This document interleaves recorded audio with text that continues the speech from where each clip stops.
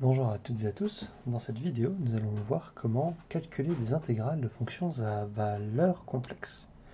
Alors, tout d'abord, nous allons définir cette notion. Nous nous fondons sur la notion d'intégrale que vous avez vue au lycée. Nous définirons proprement cela au début du second semestre, mais pour l'instant, on ne touche pas à ce que vous savez sur les fonctions, sur les intégrales de fonctions à variable et à valeur réelle. Donc, on prend i inclus dans R un intervalle, c'est ce qu'on fera pendant toute la vidéo.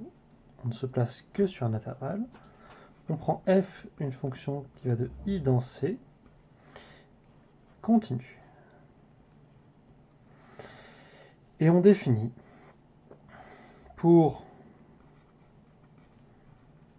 deux réels a et b de i, l'intégrale de a à b de f, donc je vais l'écrire avec un dt, donc l'intégrale de a à b de f dt, comme étant l'intégrale de a à b de la partie imaginaire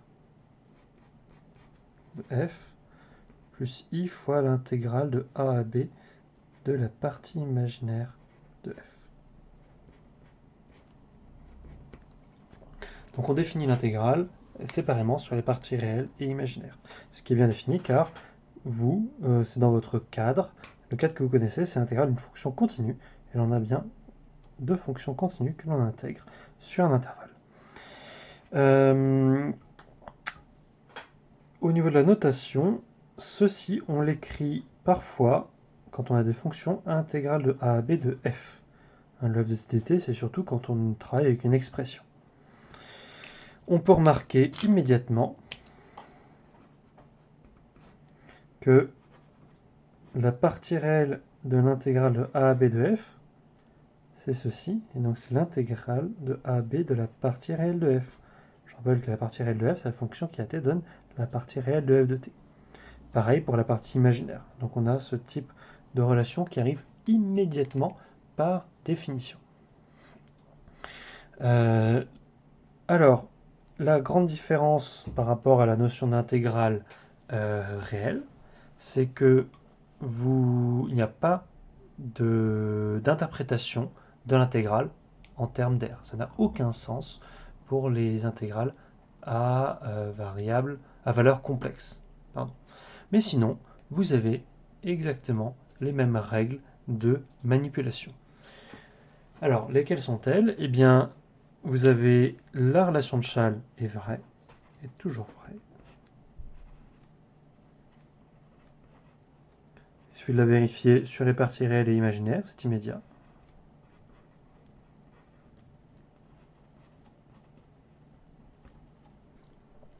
Et surtout, vous avez les résultats sur les opérations. Donc, premier résultat, donc sous les mêmes hypothèses, dans le même cadre, c'est-à-dire i inclus dans R un intervalle, a et b 2 points de i. Si vous prenez f et g, deux fonctions définies sur i à valeur dans c, continue. Lambda et mu, deux constantes complexes. Eh bien, la fonction lambda f plus mu g est continue. Et vous pouvez calculer l'intégrale de cette fonction, donc l'intégrale de a à b de lambda f plus mu g.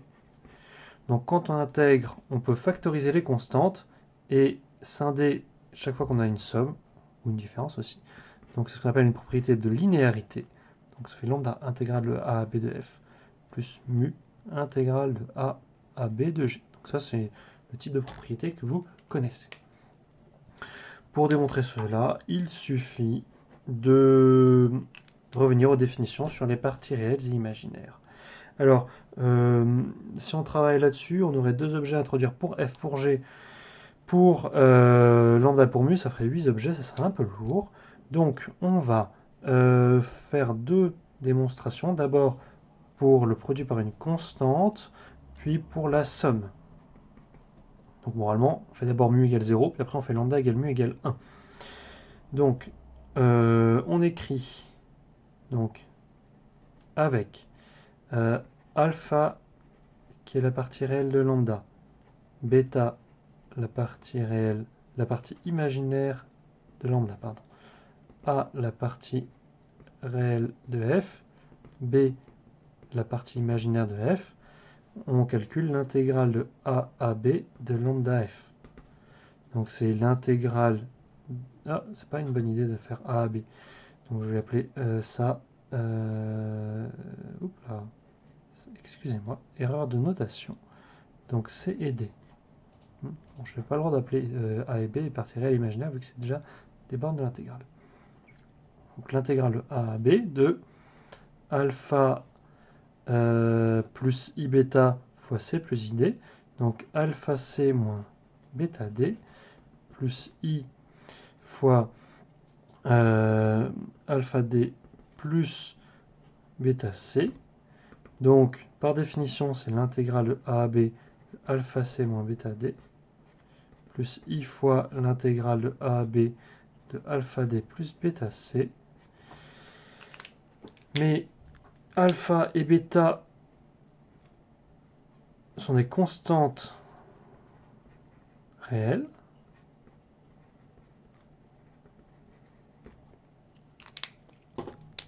Donc ça nous fait un alpha intégrale de A à B de C moins bêta intégrale de A à B de D plus I fois alpha intégrale de A à B de D plus bêta intégrale de A à B de C. Et donc ça nous fait bien alpha plus I bêta fois intégrale de A à B de C plus I fois intégrale de A à B de D. Donc c'est bien lambda fois l'intégrale de A à B de F. Donc c'est juste une vérification. De la même manière, je ne vais pas la faire parce que c'est un peu le même type de manipulation. On vérifie que l'intégrale de A à B de F plus G, c'est égal à l'intégrale de A à B de F, plus l'intégrale de A à B de G. Et puis ensuite, une fois qu'on a fait ces deux étapes, on a la règle pour l'addition, pour la multiplication par une constante. On a donc l'intégrale de A à B de lambda F plus mu G. On applique d'abord le deuxième point sur la somme. Ça nous fait donc intégrale de A à B de lambda F plus intégrale de A à B de mu fois G. Et ensuite, on applique le premier point deux fois pour factoriser à chaque fois lambda et mu. Donc ça fait bien lambda intégrale de A à B de F plus mu intégrale de A à B de G. Donc, on a cette première règle. Alors cette règle ne nous est pas trop utile pour l'instant parce que ça ne nous permettra pas de calculer les intégrales avec des exponentielles. Donc la règle la plus utile, ce sera celle qui relie le calcul d'intégrale au calcul de primitive. Et c'est ce qu'on appelle le théorème fondamental du calcul intégral. Donc, ou du calcul intégro différentiel. Le théorème fondamental du calcul intégral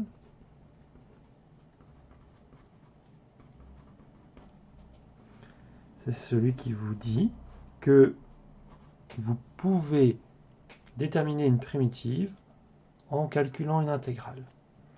Donc si vous prenez I inclus dans R un intervalle, f une fonction définie sur I à valeur dans C, a un point de I. Eh bien, ce théorème vous dit, et nous le démontrerons plus tard, qu'une primitive de petit f,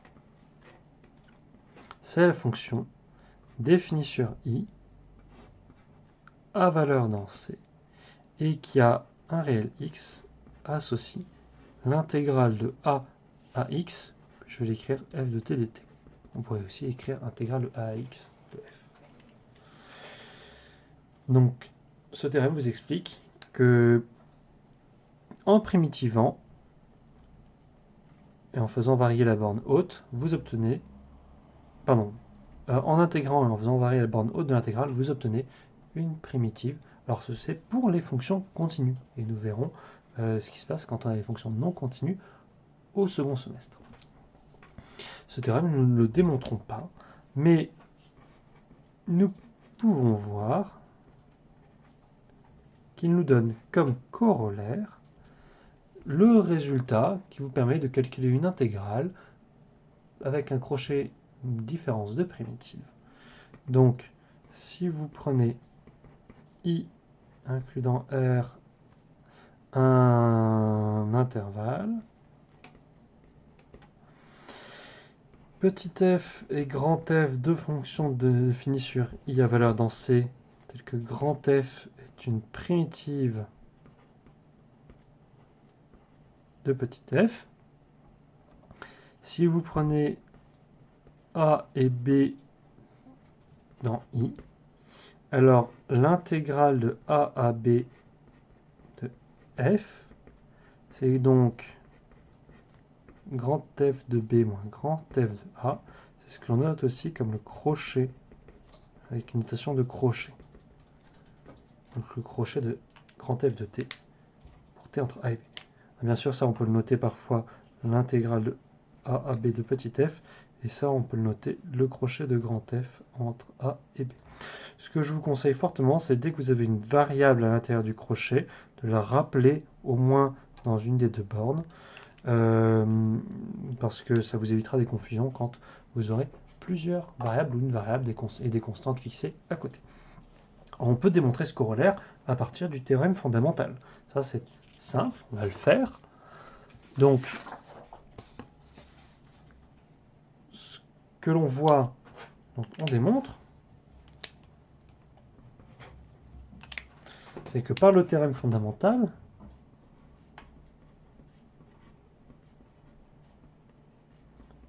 du calcul intégral, la fonction g qui est définie sur I à valeur dans C et qui a petit b donne l'intégrale de A à B de f de t dt.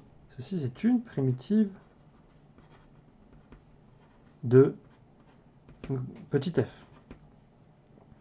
Donc, et ça c'est par le théorème fondamental que nous avons vu dans le chapitre, dans la vidéo précédente, il existe une constante k complexe telle que g est égal à grand F plus k, c'est-à-dire que pour tout b dans I, g de b égale grand F de b plus k. Mais que vaut cette constante? Eh bien, il suffit de tester g en une valeur, laquelle, celle pour qui va annuler grand g, ce sera le plus facile. Eh bien, c'est, alors, celle n'est pas unicité forcément, mais au moins celle dont on est sûr qu'elle annule grand g, petit a. Donc on calcule g de a, c'est l'intégrale de a de f, par les propriétés d'intégrale réelle, ça fait 0, ça fait grand f de b plus k, ça fait grand f de a, pardon, plus k. Donc votre constante k, c'est moins grand f de a. Donc on a bien g de b, c'est l'intégrale de a à b de f de t dt. Et ça fait bien f de b plus k, donc ça fait bien f de b moins f de a. Et c'est ce résultat qui nous permet de calculer des intégrales par primitivation directe. Ce qui sera une méthode de calcul intégral. Alors ça sera la méthode de calcul d'intégrale qui vous permettra de calculer les intégrales les plus simples, pas les plus compliquées. Donc, on peut donner un exemple. Jusque-là, normalement, il n'y a rien qui change pour vous. Ce sont les mêmes outils que ce que vous avez vu au lycée, mais à valeur complexe. Mais en pratique, ça ne change rien. Donc, il faut quand même faire un exemple pour voir que rien ne change. Donc, on va reprendre l'exemple qu'on a vu précédemment. On avait montré que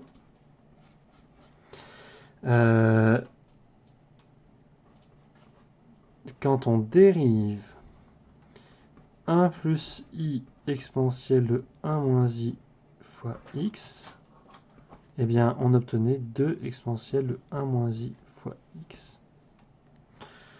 Donc, par exemple, je peux calculer l'intégrale de 0 à 2pi de l'exponentielle de 1 moins i fois x. J'en connais une primitive. Donc, ça fait 1 demi. Et on peut même mettre le 1 demi à l'intérieur au début. 1 demi de 1 plus i fois exponentielle de 1 moins i fois x pour x entre 0 et 2pi.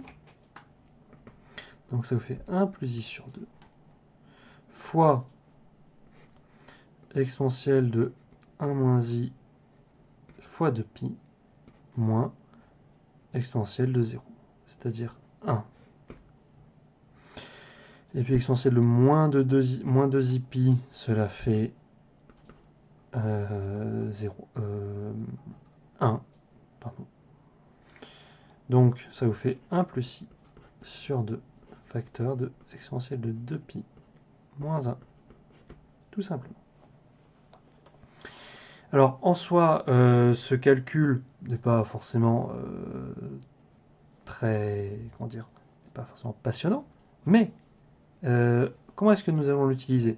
Eh bien nous, ce qui va nous intéresser, c'est par exemple de calculer l'intégrale de 0 à 2pi de cosinus de x fois exponentielle x dx. Ça, par contre, c'est le type d'intégrale que vous serez amené à calculer. Comment calculer ceci? Eh bien, l'idée que vous devez avoir, et je dis bien devez, c'est d'utiliser ce que l'on vient de voir en passant par les complexes. Donc de voir ça comme l'intégrale de 0 à 2pi de la partie réelle de quelque chose. Alors cosinus x, c'est la partie réelle d'exponentielle x, ou si d'exponentielle moins x, on va dire exponentielle moins x pour revenir là-dessus, même si exponentielle de x serait un peu plus naturel. Donc ça vous fait partie réelle de l'exponentielle de 1 moins i fois x dx. Donc par définition de l'intégrale, c'est la partie réelle de l'intégrale de 0 à 2pi de exponentielle 1 moins i fois x dx. Donc c'est la partie réelle de ce que l'on vient de calculer. 1 plus i sur 2 fois exponentielle de 2pi moins 1. Et donc ça vous fait exponentielle de 2pi moins 1 sur 2. Vous voyez que ce type de calcul, qui auparavant vous était inaccessible, devient, on va dire, très simple, parce que c'est juste une question de primitivation. Alors, il y a parfois une inversion de nombre complexe à faire, mais cela devient un calcul, on va dire, tout aussi simple que les calculs de primitives que vous avez menés l'année dernière. Voilà pour cette vidéo sur les calculs d'intégrale.